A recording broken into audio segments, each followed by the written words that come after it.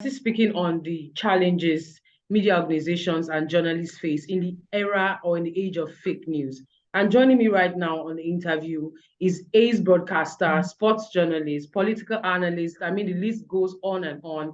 Mr. Austin Okon. Thank you so much for responding to me in such a short notice. It's good to be with you, Odo. Good morning, and good to have this conversation with you. Yeah, likewise. All right, we'll dive straight to the issue of the day, fake news and how journalists and media organizations have been surviving in this era. People believe that the mainstream media right now are kind of deviating from focusing on the main issue of giving out pure, undiluted news. Do you think that is the case? I don't think it has stopped, people from doing the right thing with journalism. But yes, fake news is a threat. It poses a big challenge in terms of verifying news sources, because these days people just want to quickly go put it on the World Wide Web. These days people just want to be saying that they are the ones breaking the story without verification. And that, yes, is the threat to, modern day journalism. All right, so you were trying to say that professionality is still top notch as regards to mainstream media, unlike social media that is not being regulated. Okay, but when we talk about fake news, sometimes we also want to channel it down to propaganda. And because we know in Nigeria, some media houses are being owned by politicians or people affiliated to politicians. Do you think this kind of affects their judgment as regards to the news they put out? I will give an example.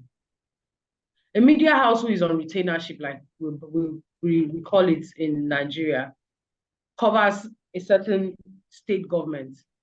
And because they want to project that state government in good light, they tend to give information that when you go to what is on ground, it's not necessarily what you're seeing.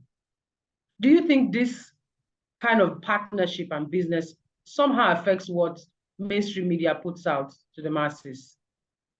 I think what's important is that if a media station is having partnership to do some sort of PR for a state government, I think they should have it in their terms and conditions, those clauses that they will try and stay professional.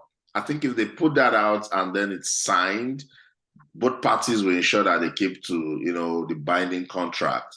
But not because you just want to make money, you go out there, try to do PR stuff, and then you undermine the principles of journalism. Then that's wrong. Media houses should be able to make sure that they keep their integrity. You should be able to keep that function of being watchdog to the society. For instance, state government has paid you money to go and say that there's pipe-borne water. You go and say it. Meanwhile, there's no water. It is a community that is suffering. The people are suffering. They're not going to trust you, because the government all day, every day, they use media for propaganda. They only want to be in the media when it is for their good. If you do a little bit of criticism, that's when they'll come out and target fake news. Will you pinpoint that as one of the challenges media organizations face? Because of survival, financial survival and all that. Yes, Will you put that as one of the challenges? Yes, it is, particularly in Nigeria, where the media as a service is not profitable. So media houses try to package it as a product to be able to make money here and there, to pay staff and then improve welfare, because 95% of the media houses are owned by politicians. So if you want to genuinely go to do business, they are already the ones controlling the business market. So you're going to struggle. You must now look for ways that you can survive. That's a big threat to journalism, because if it is not profitable, if you don't take care of staff welfare, if your staff are not comfortable, they're not happy, they're going, their principles will be dented. And that's when they will be tempted by politicians. They will be lured by gifts. They will be lured by all sort of stuff that will not make them stay objective in reporting. So it's a big problem, and that has really been a major challenge to the development of journalism and the circulation of fake news in Nigeria.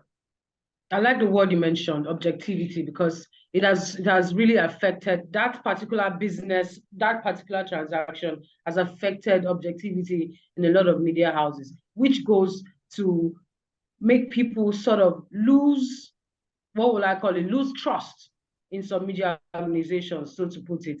So we're still speaking about the issue of fake news. Can you tell us, or if you're speaking to a colleague who has had difficulties on picking or deciphering which is fake news and which is real news, because sometimes our colleagues just want to push out a story and not really go into the pains of verifying certain news stories. For example, I'll take the print media, for example. Sometimes you see conflicting figures. 10 people died in a car crash. You see another print newspaper saying 30 people died.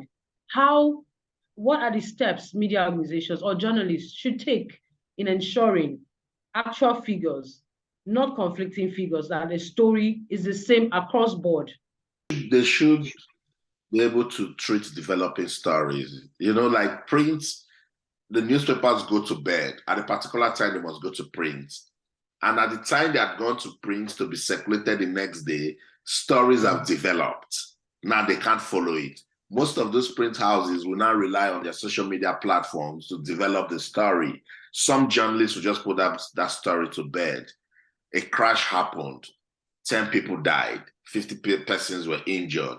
There's a possibility that those 50 persons that were injured were in crucial stage. And now maybe 2 of them died and you are still reporting 10.